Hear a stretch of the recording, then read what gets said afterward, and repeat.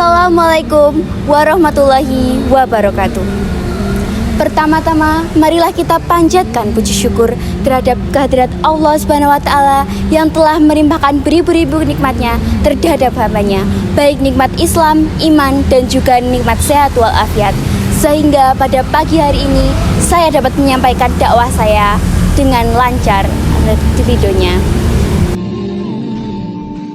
Salawat serta salam semoga selalu tercurahkan kepada Nabi besar Nabi kita, Nabi Agung Muhammad SAW, yang kelak akan kita mintai syafaatnya di yaumul kiamah nanti. Sebelumnya perkenalkan, saya Aziza dari kelas 11 Farmasi B yang akan membawakan dakwah saya yang berjudul Pentingnya Ikhlas di Kehidupan Sehari-hari.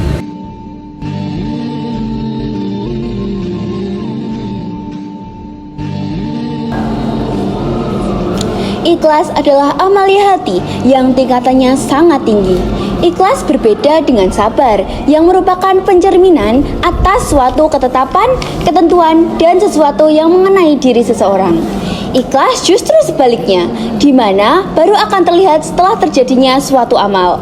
Orang yang ikhlas dalam beramal adalah mereka yang merasa seakan-akan tidak melakukan hal itu. Kita biasa menganalogikan ikhlas seperti halnya bekerja tanpa minta upah. Saking tingginya amalan ini, ibadah yang mengharapkan surga belum terhitung ikhlas sebab masih mengharapkan upah dari Allah Subhanahu wa Ta'ala. Akan tetapi, tingkatan ini sudah sangat tinggi. Tapi bukan berarti beramal karena mengharap surga dan takut neraka itu tidak baik. Menurut Imam Al-Ghazali, beramal karena mengharap surga itu hukumnya sah dan bagus serta berfaedah untuk diterimanya suatu amal. Menurut Imam Al-Ghazali, hakikat ikhlas adalah kemurnian niat dan kotoran-kotoran yang mencampurinya. Mau sholat ya sholat aja, makan ya makan aja, pergi ya pergi aja tanpa memikirkan hal-hal lain. Allah Subhanahu wa Ta'ala berfirman melalui Al-Quran pada surat Al-Bayyinah ayat 5 yang berarti mereka tidak diperintah kecuali untuk menyembah Allah dengan mengikhlaskan ketaatannya kepadanya dan istiqomah melaksanakan sholat dan menunaikan zakat. Itulah agama yang lurus dan benar. Quran surat Al-Bayyinah ayat 5. Ayat tersebut menunjukkan bahwa betapa tingginya derajat sifat ikhlas. Dengan ikhlas, semua orang dengan profesinya masing-masing telah menjadi seseorang sufi atau orang yang bersih hatinya.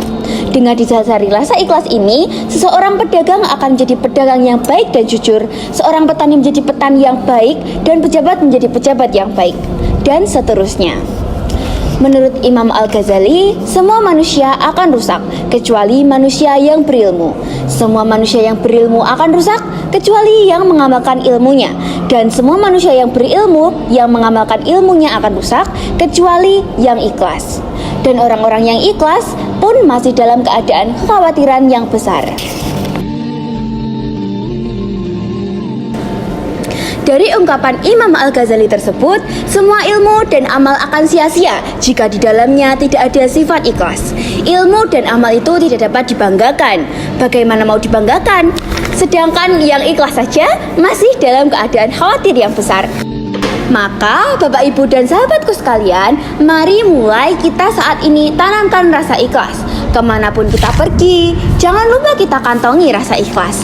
Seperti ini, kalau kita sedang membawa uang, mari sisihkan ke kotak amal. Syukur-syukur yang jumlahnya besar. Kan yang penting ikhlas toh? Kata seseorang. Bukan begitu. Ikhlas itu tanpa melihat besar kecilnya jumlah yang diberikan. Kita praktikkan aja ya nanti. Ambil uang di dalam dompet tanpa melihat, lalu masukkan ke dalam kotak amal. Jangan diraba-raba besaran uangnya. Jangan diingat-ingat juga tadi uangnya lebih kecil ditaruh di sebelah mana. Sebab menurut Imam Al-Ghazali, sifat ikhlas mempunyai prinsip dan hakikat.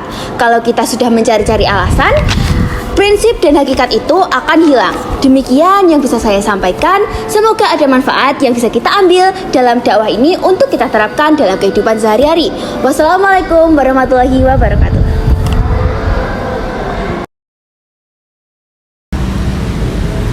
Mungkin cukup sekian dakwah yang dapat saya sampaikan. Semoga dakwah dari saya dapat bermanfaat bagi kalian semua. Bila ada salah kata, saya mohon maaf yang sebesar-besarnya. Wassalamualaikum warahmatullahi wabarakatuh.